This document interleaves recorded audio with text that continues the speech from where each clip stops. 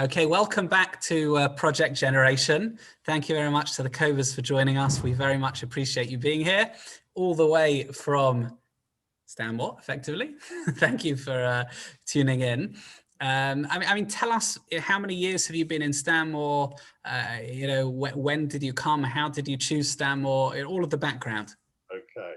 Well, for me, Well, let Barbara start first because she. Come on, Barbara. well, for me, I was born in. I lived in Cannons Park. So now I'm 69 years old today, actually. And yes, happy birthday. Sorry, thank you for filming this on your birthday. It's a birthday edition. We should remind the viewers that we're all evenly spaced. We're all Sagittarius people. I hope it's not, we can disclose in the days of GDPR. We've got a birthday on the 23rd, the 25th, and the 27th of November here. So I don't know what the plural of Sagittarius is, but I would have thought. yeah, so I grew up in Harbury Road, Cannons Park, with my parents. We lived actually at number 88 first, and then we moved across the road when I was 7 years old to 85, so a bigger house. And we always belonged to Stanmore Cannons Park Synagogue. From, I think, my parents, when they got married, they actually joined the shul, I think, when my brother was born in 1948. So they actually joined then. Didn't the shul start on Harbury Road or something like that? They had the first meeting at number 76 Harbury Road, because I think I've seen the minutes of the first meeting that they had. But as I said, when I was growing up, I remember that we used to have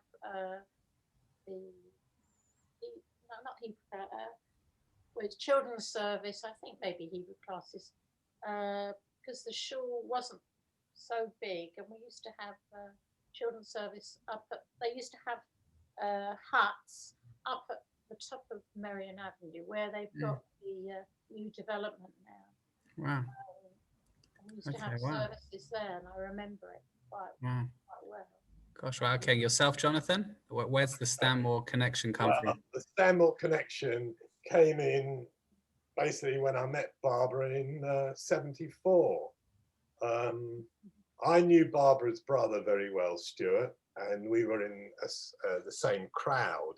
And like all things in our wonderful religion, we all tend to come together and socialize together. Barbara didn't know me, but I knew of her because she was at a mutual friend's party, 21st, and all this type of thing. Well, I actually ever after. Pardon? And they lived happily ever after. Yeah. We were married in the shul in 1976, June the 27th, being the hottest day of the year. And I was schwitzing. We were married by Rabbi Chaitovitz and Chaim Granovitz. Then I think your father was either FR or on a he was either warden or FR, I can't remember. The good thing was that my dear late parents were also very big machers within the community as well. So that was a good starting point. When my father met Jack, they got on straight away because they knew similar people. We lived actually down in Luton in Bedfordshire, but I actually spent the main part of my early life down in Welwyn Garden City in Hertfordshire, which had a small Jewish community, which was very vibrant in the late 50s and in the 60s. And then young people basically had to come and move to London because there wasn't a lot going on. you know, the transportation systems weren't as good as they are now, and that's what happened. I think so- I know now that there's a slight reverse process. I know they're trying to various different projects, Welwyn Garden City, That's it. even Brighton. I think they're trying to start. Yes, yes. And I mean, if you look now, see how Shenley's community has mushroomed up and is a fair size. Fascinating.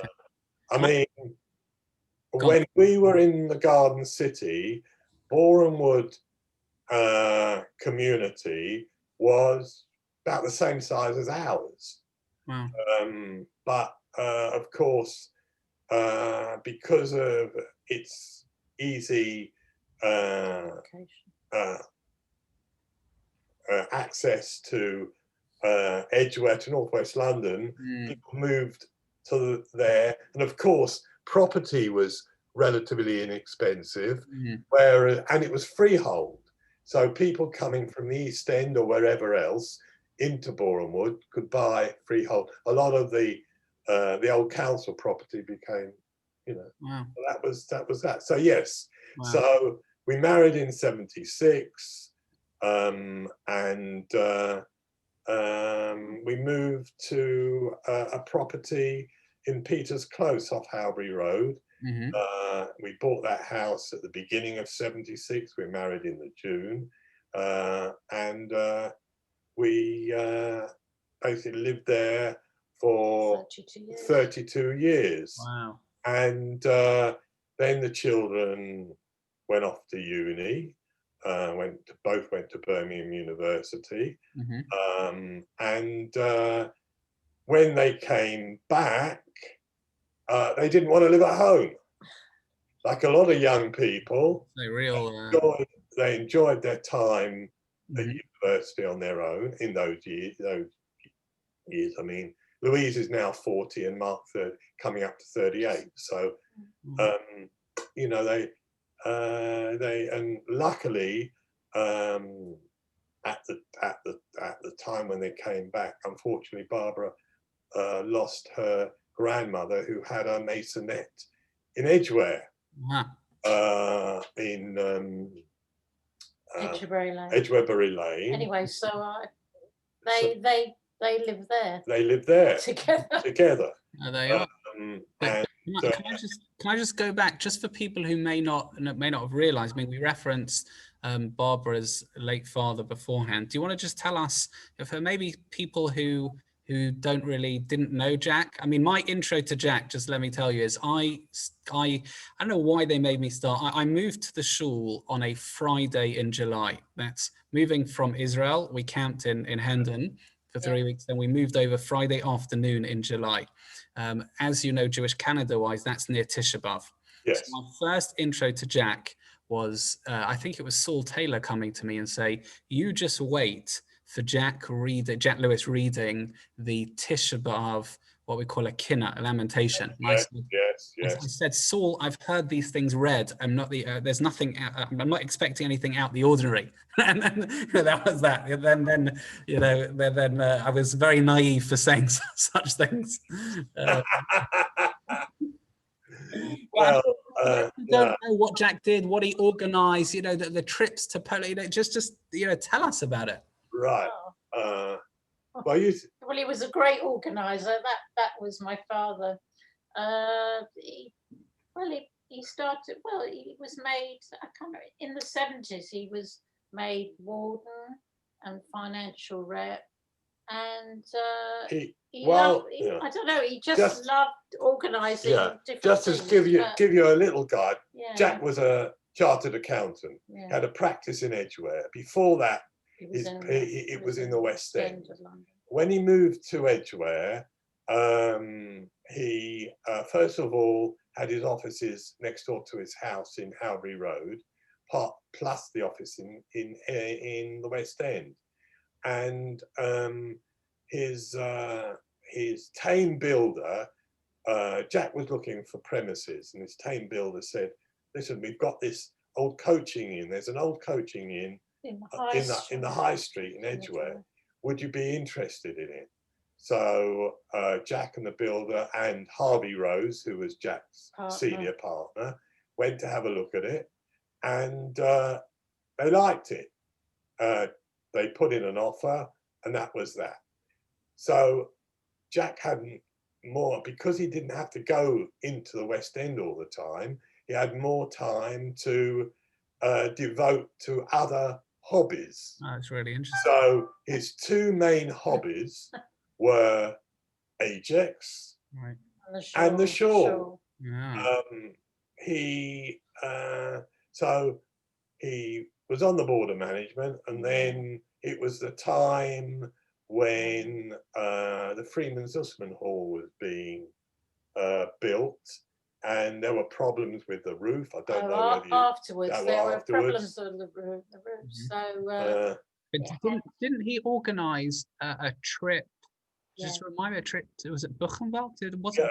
Belsen. Oh, that was later. That was later. Belsen, was in the that 90s. That was in the 90s. That was later. But we're talking here about the 70s and 80s. Okay. So when Jack was financial rep twice, warden. It takes a brave person to be financial rep twice. Yeah. You know, I mean, and he had to deal with the roof. There was a whole lot of things going on. They built it with cement that basically. Oh no, it was that lead. It was a whole. Anyway, and I've got a little funny story. My dealings really with Jack when we got engaged. Jack said to us, "Listen, come up with me. I've got to get some lights for the Freeman Zussman Hall. You know those chandeliers? Those are the ones we actually got. They were. Sure. So and get them ordered. They're from a company in the Midlands. No, it was Milton Keynes. Sorry. So you come up with me. So he picked me up in his Bentley from Luton with Barbara. I sat in the front, Barbara sat in the back of this Bentley Continental that he had, and we went up to Milton Keynes. We organised the lights, and then we went to organise our kitchen, didn't we? In the house. Oh, that was in Birmingham. And in Birmingham, and Grovewood. That was. They've gone bust now, I think, or no longer there. And then we stopped off, and we had, I remember, broccoli soup at the new. It was a new exhibition centre at Birmingham. That's quite. But he said cauliflower soup, and I'd never been in this Bentley before. It was my first time in it, and that was quite something. And he was then, while we were going up, he was chatting about the Shawl all the time. You know, so he was already well into it. Okay. And that was that. Anyway. My mother said he should have kept a bed there because he was always there. And but he was, to me, unfortunately, I lost my father. I was only 32. Dad was 58 and a half, nearly 59 when he passed away. And Jack became my second father. I mean, he really did. He was wonderful. And that was what he was like. If he felt first of all, he had to like you or like a person, he put his whole energy into it. And his love, as I said, was Ajax and the Shawl, and he put his energy into it. Anyway, now when he was involved in Ajax and became Ajax chairman in the 80s and 90s, I think 90s. It was 90s, yeah. And he was great. They were both, Jack and Helen were great friends with Gina and Norman Turgle. I mean, they were in each other's houses all the time because they lived in Halby Road as well. Yeah.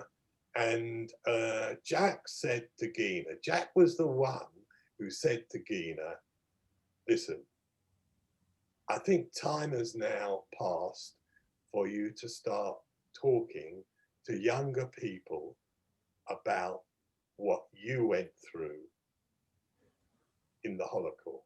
Oh, wow. If you feel like it. Mm-hmm. So Gina started these talks to schools and all the rest. And then when the anniversary, first of all, the 50th anniversary of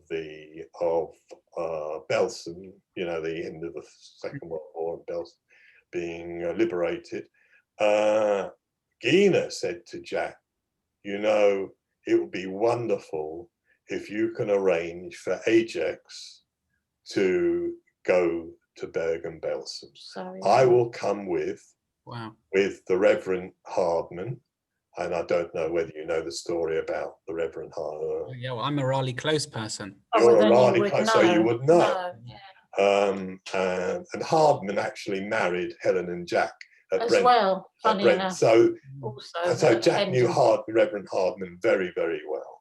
And so he hired a plane. He managed to get to commandeer a plane. So this is the first time and second time he did. 200 people. He organised all the kosher food. He organised all the kosher food. I mean, we went on everything. Did we go on the first one or second one? I think it might have been the first one. The first one we went to the 50th. Unbelievable. We were treated by not only the military, but by the local people in the area royally. Oh, it was wonderful. They stood back. These were the local people, non-Jewish people, stood back when we went through, when we all marched through, went through. It was something extraordinary. And the army there laid on. Well, they let us go and take, when we had we took all our lunch with them. We ate it in the mess. I'm telling you, if it wasn't for Jack and Gina, this wouldn't have happened. And it happened for the 60th as well, exactly the same. Amazing. I can just see that our time is slightly running out, so I'm just going to ask if it's okay. Sorry about that. No, it's fine. No, it's wonderful to hear. Can I ask one more question? Is that okay? You know, if you could sum up in a sentence, I'll give you a choice of two: either what Stanmore represents, or something that you would like to tell, I guess, people in 2 or 3 generations' time about what Stanmore is. Two slightly variations of the same question. If you could encapsulate it in a sentence or two, what would that be? Well, I think what Stanmore represents would be wonderful, don't you, for younger people? Stanmore represents a community that is a modern Orthodox community with values. Now I'm involved now with Ajax, and I'm chairman of the local Ajax branch. Whenever I need Stanmore to help out, they are there. The community is there for everyone, from cradle to grave. And I've got to say, we had a few problems getting younger people back into the community. But through your efforts, Rabbi Fine, younger people are coming back. And that is wonderful to see, because without young people in the community, a community slowly dies. And so Stanmore is that. It's a community, it's a friendly community, and you have to put yourself out. A person has to show something, and the community is then there for that person. And that's for Barbara and I think Barbara will agree, that is what you put in. What you put in, you get out. Yeah. And Stanmore has been that. From our time with Rabbi Chaitovitz, and then Rabbi Cohen, and now Rabbi Lou. All three have been terrific for the community in their own way. I mean, Rabbi Chaitovitz was there to build up the community. Without him, the community wouldn't have been where it was. And then Rabbi Cohen came along, and well, we all know his great achievements. And then Rabbi Lou is a different style he's brought into the community. So for us, I think that is what Stanmore's about. Thank you so much. It's so nice to get a peek into the history and then how that expresses itself.